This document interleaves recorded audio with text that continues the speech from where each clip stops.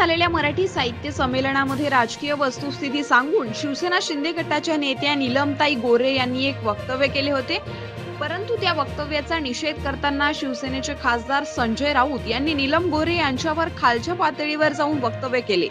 नमक हराम, नालायक, घाण अशा प्रकारे शब्द वापरून 4 वेळा आमदार असलेल्या व शिवसेना प्रमुख बाळासाहेब ठाकरे यांच्या विश्वासू असलेले नीलम गोरे यांच्याबद्दल अपशब्द वापरून समस्त महिलांचा अपमान केला। त्यामुळे आज अमरावतीच्या दर्यापूर शहरामध्ये शिवसेना शिंदे गटाच्या वतीने जिल्हा प्रमुख गोपाल अरबट यांच्या नेतृत्वामध्ये दर्यापूर येथील छत्रपती शिवाजी महाराज चौकात संजय राऊत यांच्या विरोधात जोरदार घोषणाबाजी करत निषेध करण्यात आला।